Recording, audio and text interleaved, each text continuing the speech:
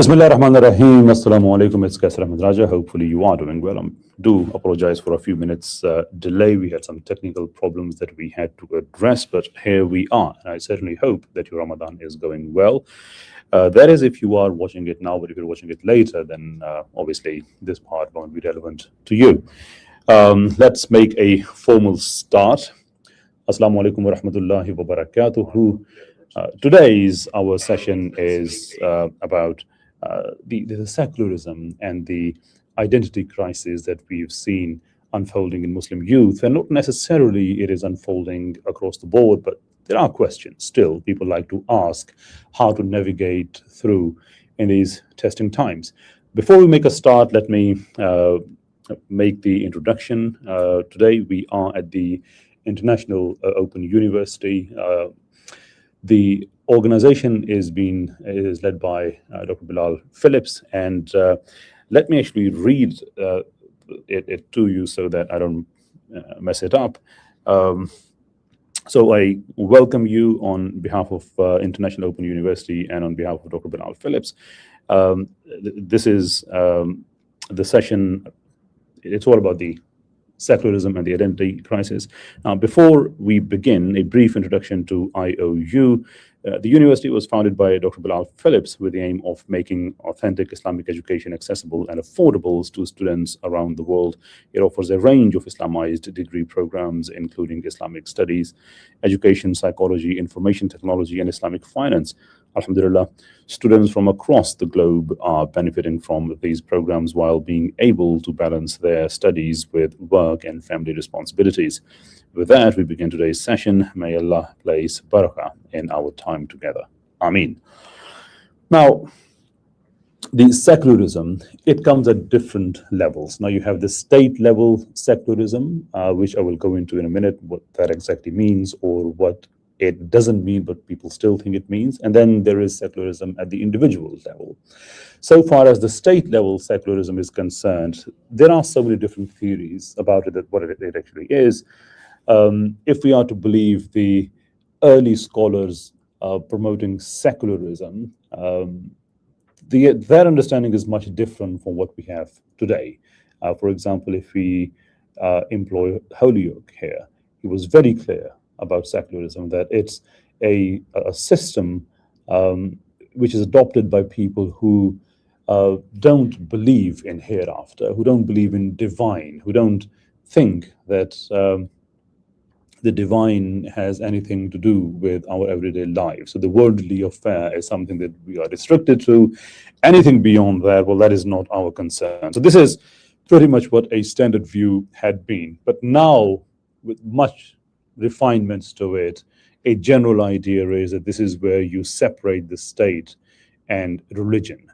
It used to be church and state, but now in general, religion and state. The question is why? Well, no one seems to have any answer. There have been people, I can tell you that, who've tried to make this happen across the globe, but it failed.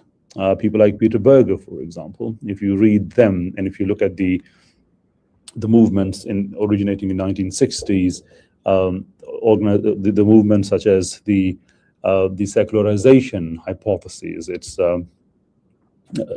academically speaking, at least, even at the policy level, there have been efforts, and the idea was that the more of science and technology we see taking part in human life, on the other side, a proportionate level of reduction in religion will also emerge. So more science and technology, less religion. That's essentially what the idea was. But it didn't happen. Almost all the proponents, they gave up and said, no, it did not happen because we cannot kill religion. And there's a good reason for it. And the reason is that the science can deal with a lot of your material problems, but we are not driven by matter. People need to understand this. We are driven by the immaterial. By that, I mean our worries that don't have any material properties, our desires that don't have any material properties, our wishes and ambitions, and so forth. All the luxury life we have today, much of that is matter driven. For example, big houses and cars and you name it, all the technology we use. Right now, the technology we are using in this very session. But it, our existence does not depend on this. Because go thousands of years back, go to certain places in the world where people used to live in caves, for example, and they were the gatherers, or maybe they were hunters, and they would hunt every day. They didn't have all these material benefits, but they existed. That is the point. So what we are saying is that it is the immaterial that matters more, because those people, they had the same ideas about the safety and progression. Obviously, they could not conceive Wi-Fi and the rockets and the space technology and so forth, but contemporary to them, they also wanted to do something better. And we can see a lot of manifestation of that in history. For example, we see different types of weapons in the archaeological record. So they were thinking about making better weapons, new weapons. So this is how that had taken place. But religion is important because it deals with immaterial, the metaphysical aspect that no one can deny, the supernatural element in human life that no one can deny, unless you are an aggressive atheist and, for all you care is that, I am going to reduce everything to scientific materialism, and that is the only truth. You cannot go beyond that. If you are that sort of a person, then obviously that's a completely different conversation. We are at this stage just analyzing the historical failure of secularism, why it failed. And so far what we've discussed is that it failed because it did not address the immaterial aspect in human life. Well, religion does. When it comes to Muslims in particular, what we need to understand is that we have no conception at all of separating state from the politics, or apologies, religion. Why? Because our religion is not a set of ideas that you have in your life, and among those ideas you also have religion. So for example, you have music, and you have other forms of art, and you have other forms of culture, and then you have media, and then you have politics, and you also have religion one day a week. No, we don't have that. What we have is our religion, and then everything else is underpinned by that religion. So it's a complete way of life, politics included, state included. So one cannot conceive the idea that I am going to be a Muslim, but within that I'm going to separate the rulings and the laws. I mean, who will make those laws? Where will those laws come from? Islam is very clear. When you join the club, just like any membership club, you sign according to certain terms and conditions. And once you have signed up, well, that's that. It's not that, next day you decide to do things your own way. You have to abide by them. So what Islam says is that Islam wants to deliver a society which is based on justice. Based on justice. Well, next question, how do we preserve justice? Not morally. You cannot preserve justice morally. You can keep justice morally, but there is no court of morals which can physically stop someone or can punish someone for violating morality, or violating justice, I should say. We don't have that. So what we have is court of law, on the other hand. So Islam wants to deliver a society which is based on justice, and that justice can only be delivered by the state through laws, which means that the Islamic conception of justice can only be protected by the Islamic law, and that law cannot come from an individual. That has to come from state. Therefore, you cannot separate the state and religion of Islam. It's that simple. Now, you can elaborate much on that, and indeed people have. In fact, as we speak, I myself am in state of sorrow, because only yesterday, Ustad Sayyid Naqib Al-Atas passed away. He wrote a great deal about it, Islam and secularism, and the desecularization of thought. So yeah, you can find a lot of people who can tell you that no, it doesn't work like this. Also, if you look at other scholars like Wael Halak, for example, the idea of impossible state, the entire thesis of that book is that you cannot have a state for Muslims which is secular. That is going to be an impossible state, because how would you govern the Islamic life if you don't have the Islamic legal protection around that life. So that is why the idea essentially fails, that you cannot have separate state, which is going to be run on daily basis, and you'll have people who will be making laws, because every law, remember, we've made 2 points so far on this. So this is the third point we're going into now.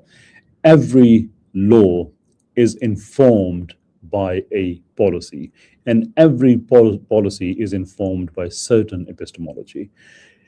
How can you have an Islamic country in which you make laws that are not informed by Islamic epistemology? How exactly? You simply cannot. So this idea of separating the state is fundamentally flawed because of two reasons. A, we've just mentioned. B is because even if you separate the state and the religion, or the religion of Islam in this case, well, the very next question you will have is, okay, well, the laws that will be made, who will they be made for? If it is a majority Muslim country, then you cannot have laws that are in violation to Islam. It's a very simple stuff. You've not gone into the philosophies of it yet. Not yet. Now, if you make laws, for example, that are going to be more secular in nature, you have two options.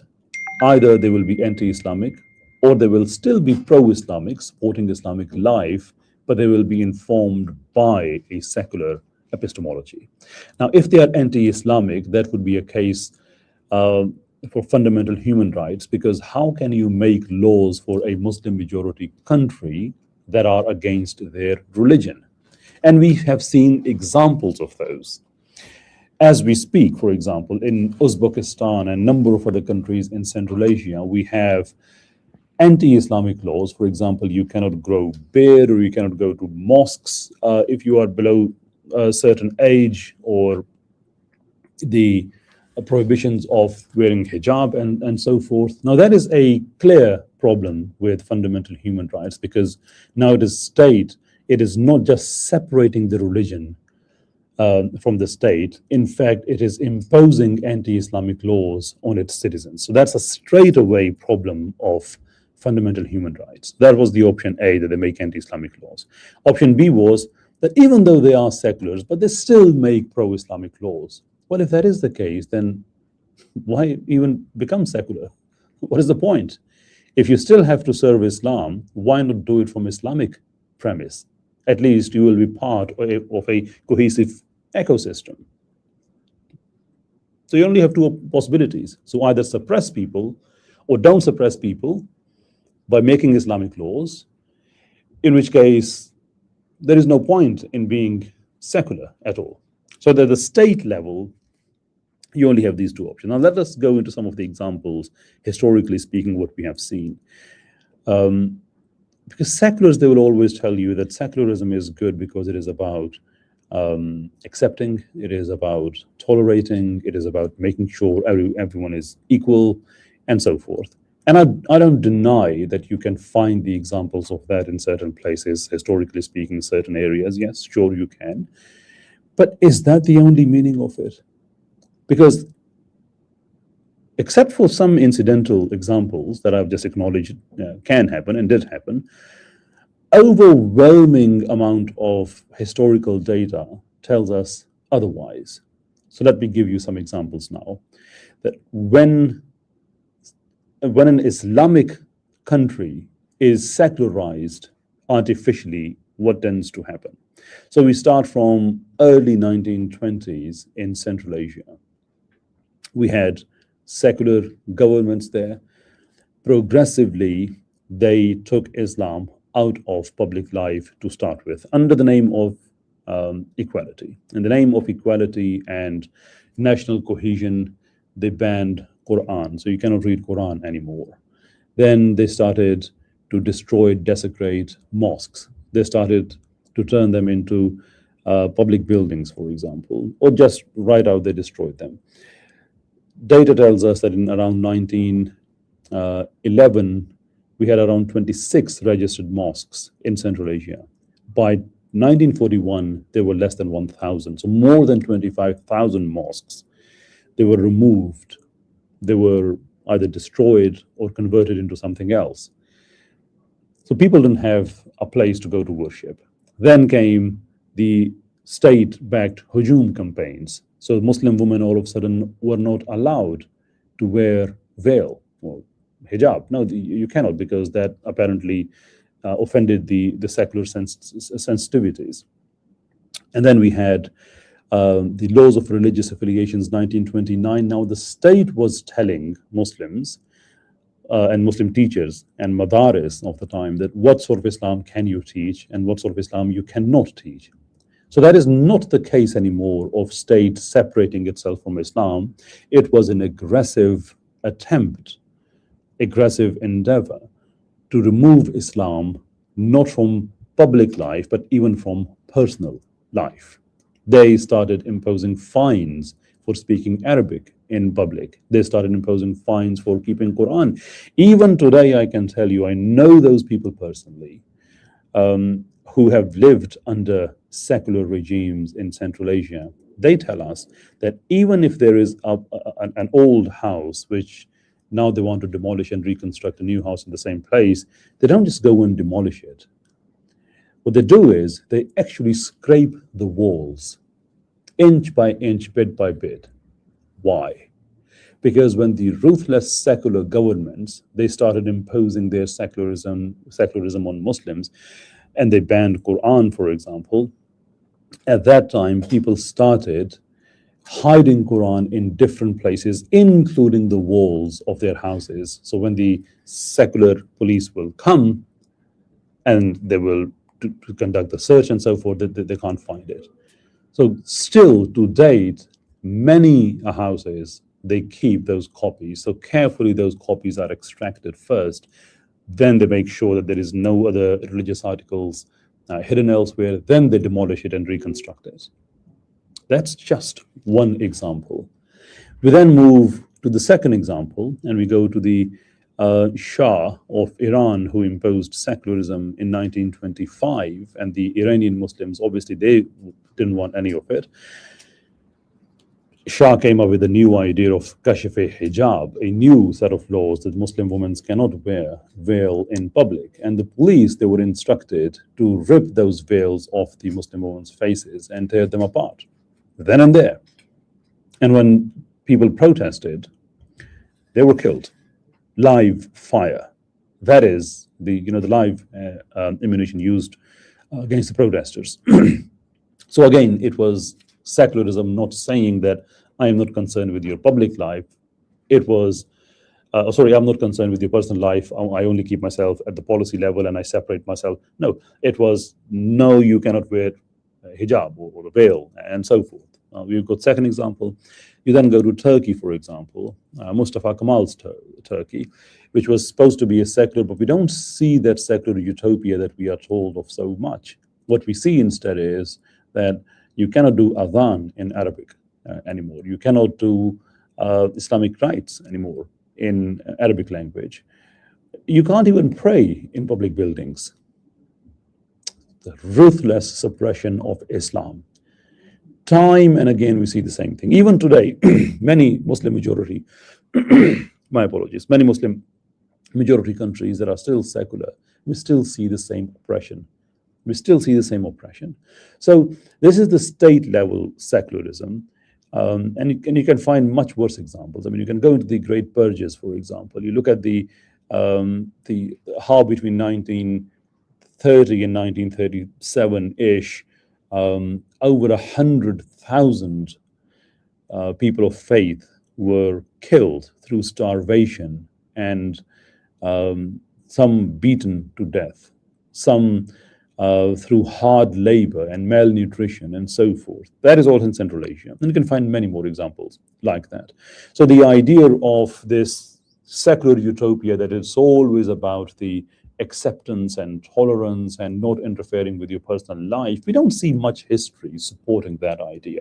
Sure, I acknowledge again, you can find some incidental good examples, but that is not the general state of affairs. So this is one thing.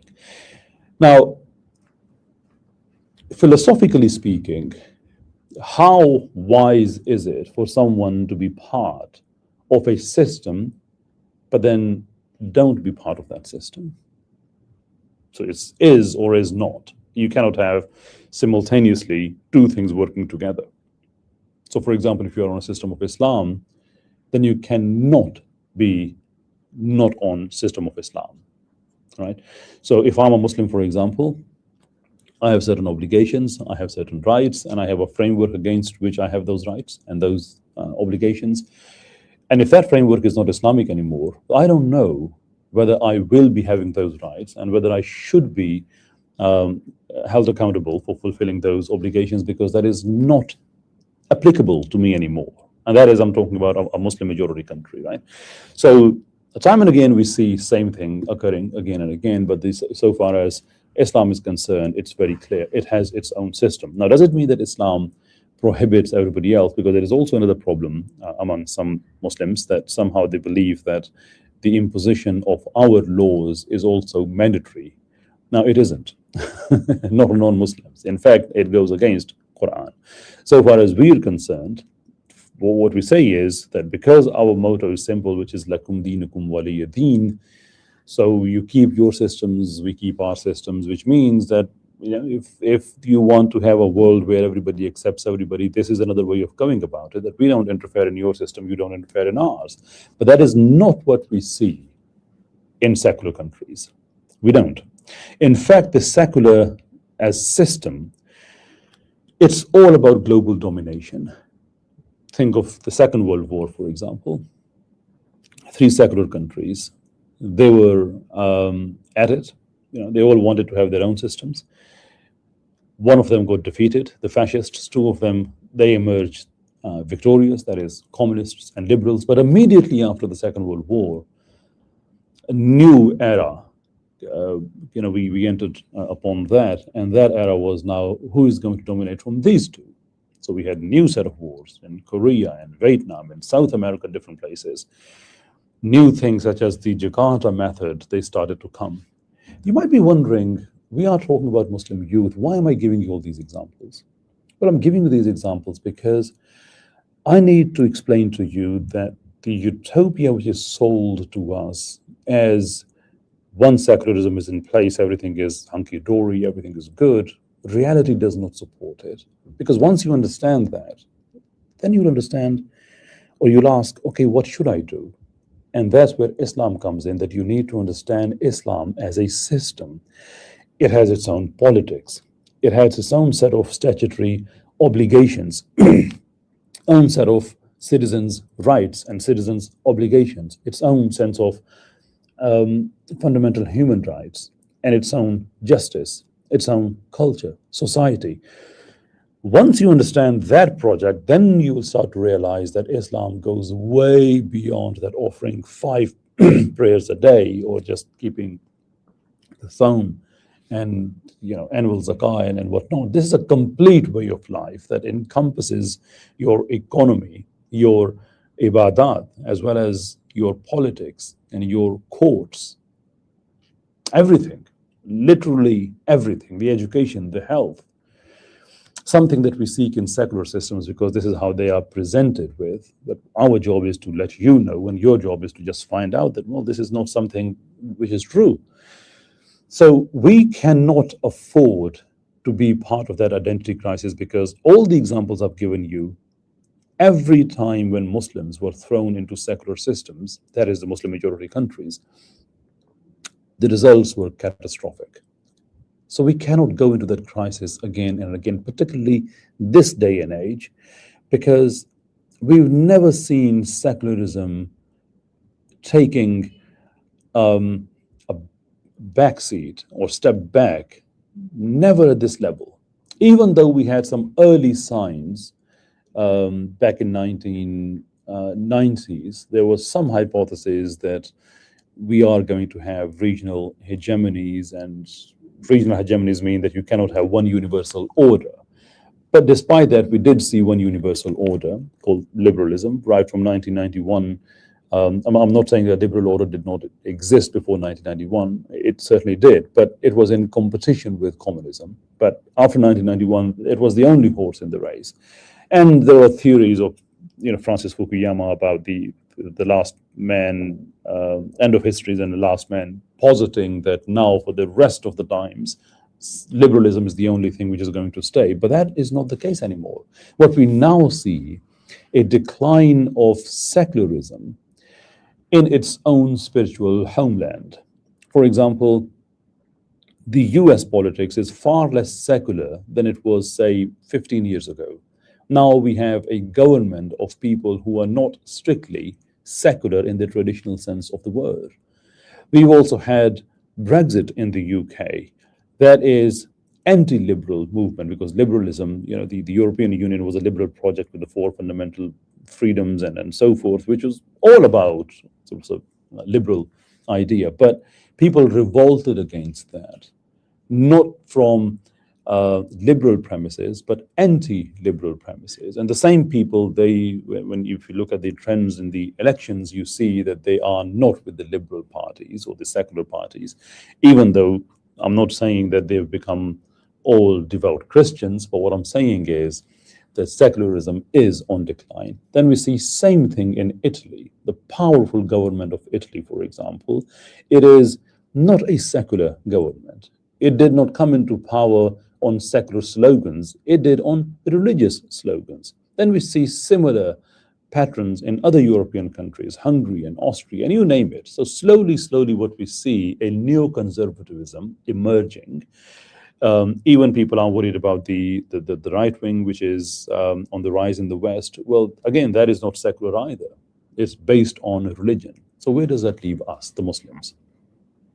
Are we going to the global change that we're talking about? I've just mentioned the West. We still have India that has a huge policy shift from secularism to Hindutva, not just Hinduism, Hindutva. Constitutionally, yeah, it's still a secular country, but so far as their politics, the political practice is concerned, well, that's not the case anymore. So where does that leave us, the Muslims? If the West is going back to neoconservatism, which is Christianity-based neoconservatism, huge chunk of population, global chunk of population in India is also shifting towards their religion and religious practices. And we see the new wars breaking out in the Middle East and elsewhere that also have very strong religious connotations to it. So what should we do? Can we still afford to think that maybe secularism is the way forward for us? No. The strength in ideas, the desecularization of thought that we need today, it probably has never been so important in the past couple of centuries. Now we need a new thinking paradigm, a new thinking space, that if everyone is getting sick and tired of liberalism, secularism, and so forth, and they're going back to their original systems, what is stopping us? Because our survival can only be in that identity that we truly hold, and that is being Muslim, that transcends everything. Without that, we are nothing. Without that, we are absolutely nothing, because you cannot simply say that, oh, I'm a secular and you have the rise of Hindutva, or I'm a secular and you have rise of religious wars in the Middle East and elsewhere, or I'm a secular and you have secularism taking backseat in its own spiritual homelands. So you have to choose a side, and that side is already there.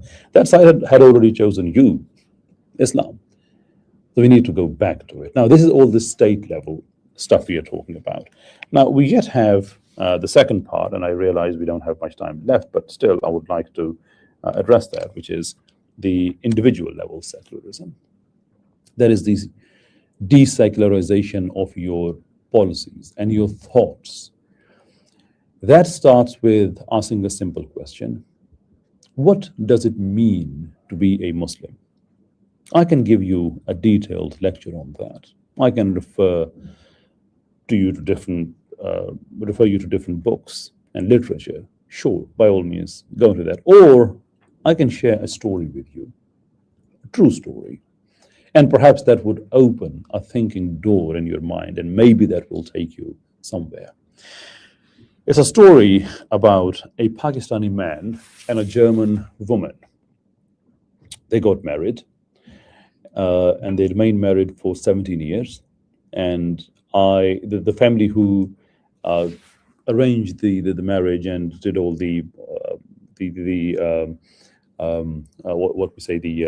all the management side of it. I know them personally. So they made all the arrangements and everything. Now, 17 years, they had 4 kids as well, if I remember that correctly. And one day, the wife, the German wife, came to the family who made arrangements 17 years ago and said, I want divorce.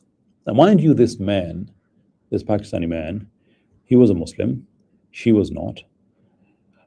And he, as a typical Muslim, as you can imagine, living in the West, doing all sort of things. And the wife knew about it, drinking, promiscuity, this, that, and the other. You can imagine what sort of Muslim I'm talking about, what sort of man I'm talking about. After 17 years of marriage, the wife one day went back to the family that made arrangements and helped them out, said, I want divorce. Help me. And they said, help you getting divorced? Normally, people say, my household is being torn apart. Help me protect it, save it. Well, you're saying, no, you want divorce and you want our help. We can't help you, but surely we would like to ask you why, what happened? And she said, after 17 years, I have become Muslim. I now realize what does it mean for someone to be Muslim. As a mu'mina, that person doesn't deserve to be my husband. I have a special status now because I understand what Islam stands for. I cannot be a wife of that. So it's either he changes or I move on. I know for sure that he's not going to change. He doesn't deserve to be my husband. This is what it means to be a Muslim. Once you understand that it's not a matter of just praying 5 times, which is the fundamental part of our faith. I'm not demeaning that. But what I'm saying is that is just the starting part. That is not the end of the journey. That many Muslims think that, yeah, you prayed 5 times a day, you're a good Muslim. I don't doubt that. What I'm saying is you just open the door. The journey starts from this moment. And in onwards, it goes on and on and on. And then we have the science and philosophy and maths and tech development. All of that is encouraged by Islam. That's something that you have to do to find your place in this world. And that is something, my brothers and sisters, I like your attention to. It is the desecularization of thought and finding your right place in the world.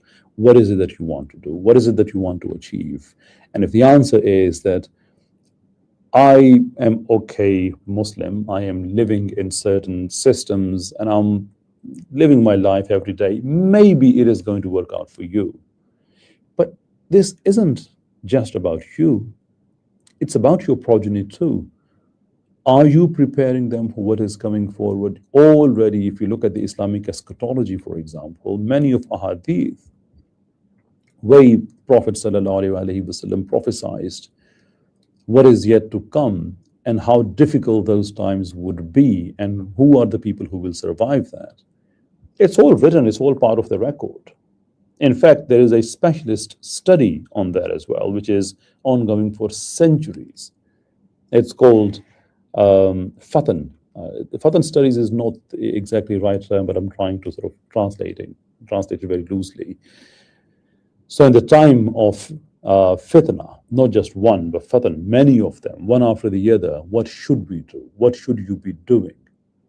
It's all there. In fact, I'm making a complete series on that, that people know that you don't have to read that as a story of somebody else because you are part of that story. You are a character, each and every one of you. We have obligations. We have been addressed by the Prophet ﷺ himself in terms of those people and those people and those people. That's us. That's you. So we have a job to do now. So we cannot have a system in place in which we say that, look, what we have done is enough, or what we are doing is enough. That is doing our prayers and everyday rituals and performing Hajj once a life and having Ramadan once a year and so forth. Yeah, all that is wonderful, but that is the starting point. Now we need to have a different mindset. Now we need to start reading the Islamic eschatology, start finding our path in the world, because we cannot afford to have a situation in which we are being led by either liberal secularism or communist secularism. No, sir. Being a Muslim means having our own economy and politics. And I'm not one of those people who will tell you that you have to stand up and you change the world. I say, look, it's all there. Even IMF, they use Islamic products, Islamic financial products. Even they do it because they realize the power of it. You will not find any stock market in the world that does not feature Islamic. I mean, if there is some, then I must be mistaken, but to my knowledge, all the major stock markets, they feature Islamic financial products, which means that they are as relevant as they ever were. Same goes for the Islamic principles. I mean, the people who live in the West, they will understand this, that the Islamic theory we read about how to behave with neighbors and not to interfere in their life and making sure that, you don't place garbage outside and or block someone's path and so forth. All of that Islamic theory, we see that in practice in the West, which means that the theory of Islam is actually being followed by millions of people in the West, which means, well, we can do that too. So even that is not out of date. So what exactly is out of date? Well, I can tell you. The idea that Islam is out of date is out of date. That's not the case anymore. We can see a tremendous revival of it. And we need to keep on working towards that, because ultimately what matters to us is that you start learning Islam for yourself. Now, how do you do that? Well, a couple of ways. Your journey must start from a very simple verse in Quran, in which Allah subhanahu wa ta'ala has asked two rhetorical questions. First rhetorical question, that do you think that you were created without any reason? And secondly, and do you think that you will not come back to me? So you have no purpose and that you will not come to me. It's in Surah Mu'minun towards the end. It's very, very simple. Two rhetorical questions. Now, what is a rhetorical question? Well, a rhetorical question is essentially, it's where a statement is made, but it is framed as a question. If I can simplify that, if I say, why is it so hot today? I'm not asking you to give me the technical details of why is it so hot. I am making a statement that it's very hot today, but I'm putting it as a question. Or when will you start behaving? I'm not asking for a particular date after which I can expect a different behavior. I'm saying that your behavior is not up to a mark. So that is what rhetorical question is. So these two rhetorical questions Allah subhanahu wa ta'ala asked. But these are the two statements. Number one, that you do have a purpose. And number two, you will have to answer for it. Now, it gives me goosebumps that when your creator tells you have a purpose, you better listen. You better listen, because the second rhetorical question is even more dangerous, which is, do you think you will not come to me? Means, do you think that Allah will not ask you of it?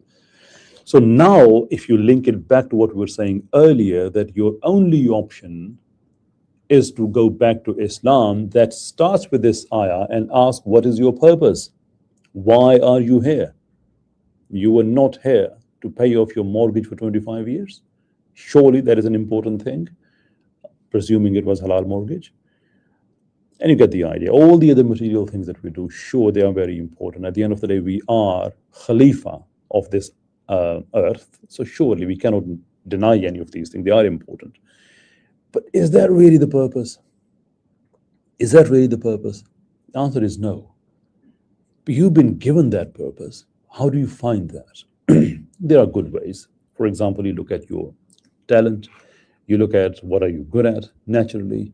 And whatever you're good at, that is the field in which you have expertise, and that is your purpose. It's a natural system, because it is already ordained by Allah subhanahu wa ta'ala that no man, no woman will be pressed beyond the endurance. So yes, you will have hardships, but those hardships are proportionate to your level of tolerance, your endurance. It doesn't go beyond that.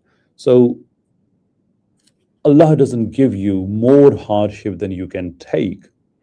Then why Allah Azza wa Jal will give you certain talents if there was no purpose for it? Or why would give you a purpose if He doesn't give you any talent to fulfill that purpose? So your talents, what you're good at naturally, that could be problem solving, could be providing leadership. Maybe you're very good at putting people together, maybe by putting people together, meaning that, sometimes people, they have different ideas and there are always clashes, but you always find a third person who can bring them to a common ground. Those people can be excellent lobbyists. We need top class Muslim lobbyists. How to do that? Maybe you are very good at reading patterns in what is happening in society, which means that you can be a very good researcher, and you can convert your research into some actionable intelligence. Maybe you are good at teaching. Sure, look at what else you're good at, what else you can teach. So whatever you do, if you bring that under big project of Islam, that now I'm not doing it just because I do it on a daily basis, but in fact I do it because this is something I have to do, Islamically speaking, that every step you take, it's already taking you away from secularism and towards your religion, because now you have a different idea in mind. So that is essentially what we have to do. So it's not something which is completely in void. It is not something completely disconnected, because all of a sudden you are connected with a bigger and wider system. So you have to know what sort of personality you have. Are you a king or are you a kingmaker? Different skills, all of them equally useful. And this is exactly what we see in Sira, the specialization.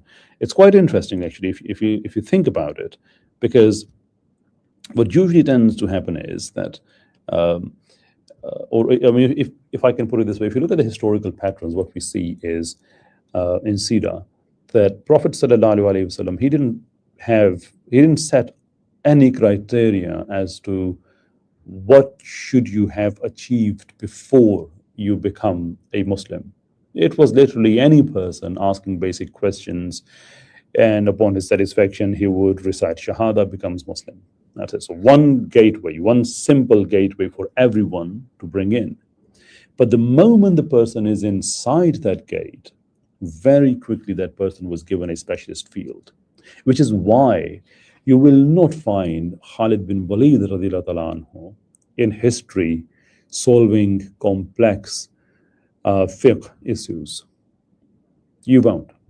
And you will not find Abu Huraira radiallahu ta'ala anhu, for example, for turning the tables on a battlefield using his military strategy.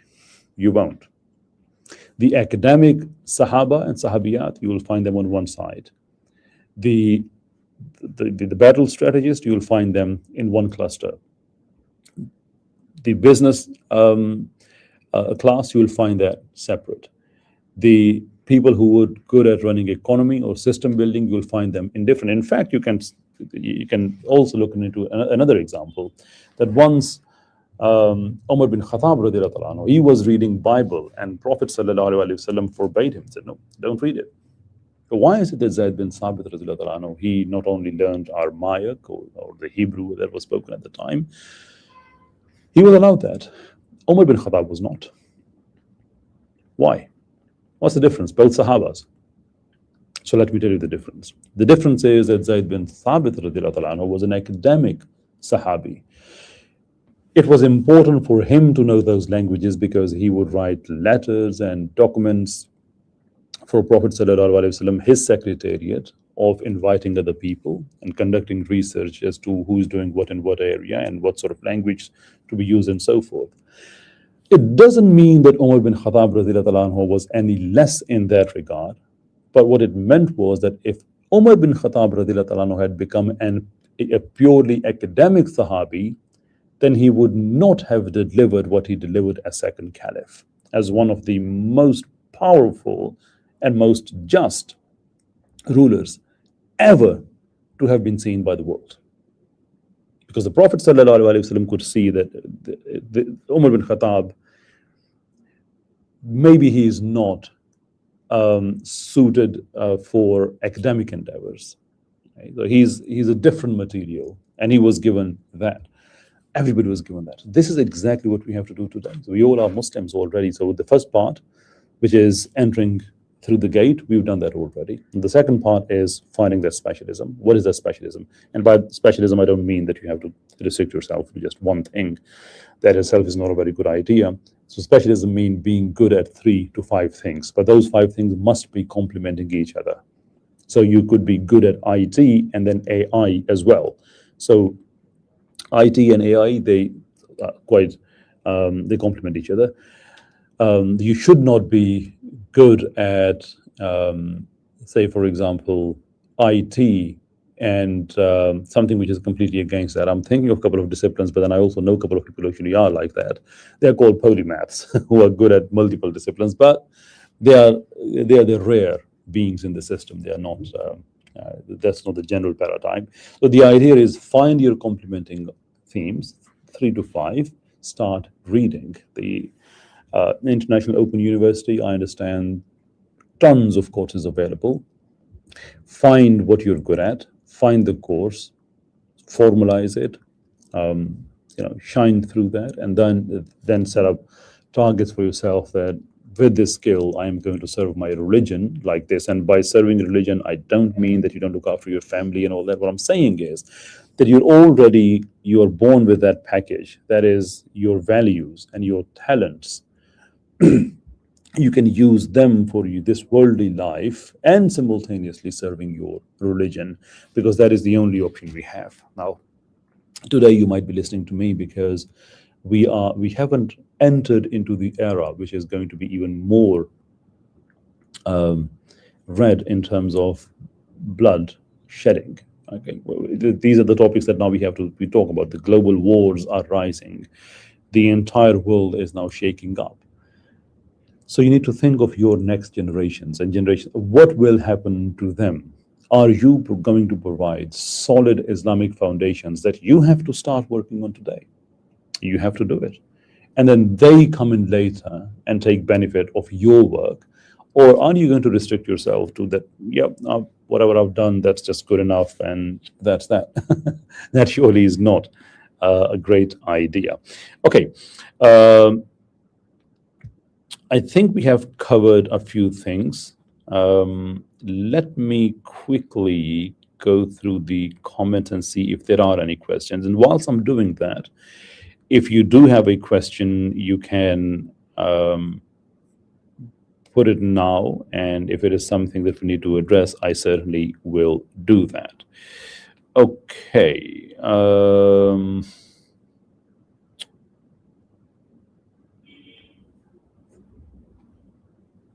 Right. Okay. So far, okay, I haven't. Sorry, it's a summary of the comment that I failed in 8th grade. I don't speak very good English. It's okay, buddy. We'll do many of these in Urdu as well. Okay. Okay, I don't do the fiqh-related questions since that is not my domain. Right.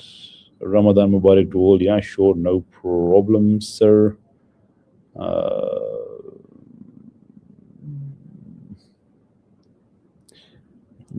Okay, you've reminded of the emails that have been sent to me. Well, thank you. I do go through them whenever I can.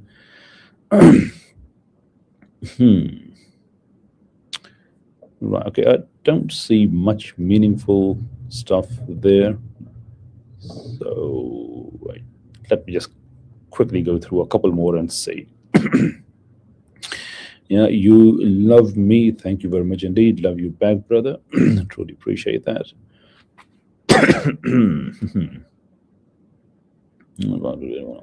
Okay. Right. So how can I call Muslims entrenched with ideas of Aqamat-e-Din? So how can all Muslims entrenched with the idea of Aqamat-e-Din? Well, we are already entrenched. And yeah, maybe not entrenched. Yeah, we have the theory of it. It's a very good question. I am of the opinion the Muslim majority countries, they need to include the project of Aqamat-e-Din within the curriculum. So the children from a very early age, they should start learning about it. And as they grow, they should be made aware of what the economic system is, what the legal system is of Islam, politics and so forth. So they don't have to sort of juggle through, okay, well, this is the international order and I have to abide by that. This is the Islamic order and I have to abide by that. Islam gives you a lot of space to have the Aqamat Deen and yet coexist with the rest of the world. In fact, that's what Islam is all about. So this can happen through education, right from the early age and all the way to the university level. If that becomes the part of the educational ecosystem and paradigm, surely we can make a lot of difference within 15, 20 years, no more than that. Okay, there's a question, how do I get revivalist membership? No, right now you should be asking how can you take enrollment in the International Open University. The revivalists is a different topic, we'll talk about it later. And how can you do that, by the way? Let me quickly, in fact, let me take a moment, and even though we are towards the end, let me quickly add some information regarding the courses. Just one thing, the little ticker that you see, I'm sorry, I should have edited that before, but we are. This is the information I'm sharing now that we are pretty much towards the end of it, so you can take note of it. You have a phone number as well as you have the website.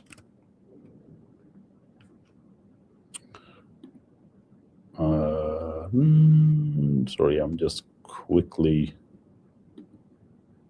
Yeah, there we go. So yeah, got Brother Furqan's phone number there, as well as the website. If you are interested in, but let me quickly see if I've got that. Have I got that right? Have I or have I? Right. Yeah, I've got that right. So this is the phone number and this is the email address. By all means, you can call IOU. You can go on their website and look at the courses, explore through, and then join whichever course you prefer.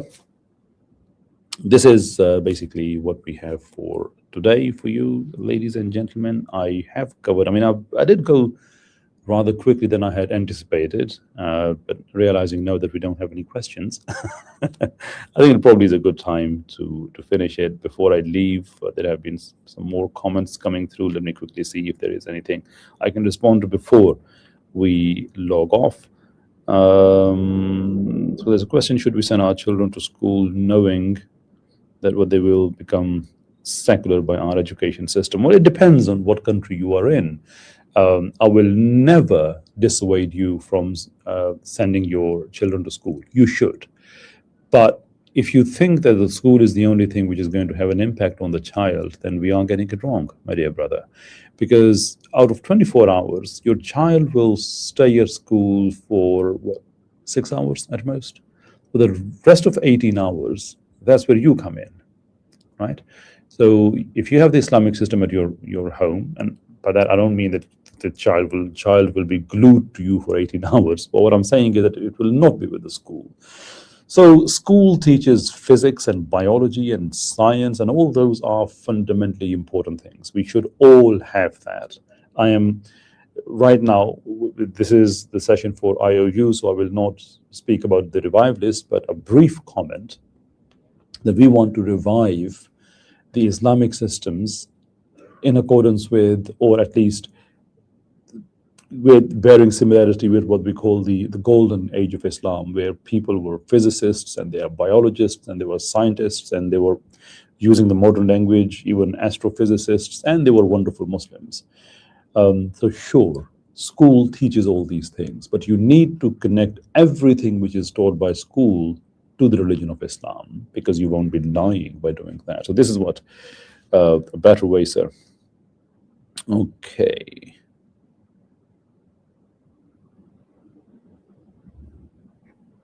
Okay, there's a question on Stanley Walt, but I'm gonna ignore that, brother, because that is not something that we are dealing with today. And there is a comment to read the previous comment, but I cannot find the previous comment, not like this, because they don't come in clusters. You see, they just come like one by one. They're not stacked together. I don't know how the reason why Muslims used to take over others' land, that this might disallow for minorities. Oops. Okay. All right. No, I think that's pretty much it for today.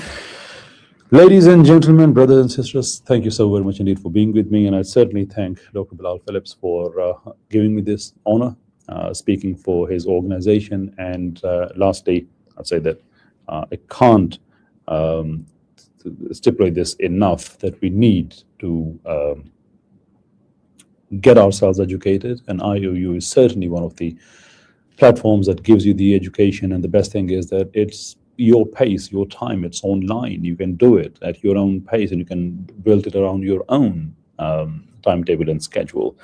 And along the way, get ready for timeout buzzer. I don't know how did that come. Sorry, normally the software we're using, normally it is used by the other members of Iman Union. So I'm kind of simpleton there. Yeah, I think there's the one button I had to press it, which I did. Okay, that's gone, just in case if you're wondering that I'm about to be buzzed out. That's actually true, I am. Thank you. Thank you very much indeed. May Allah bless you. May Allah give you every success in here and hereafter. Assalamu alaikum wa rahmatullahi wa barakatuh.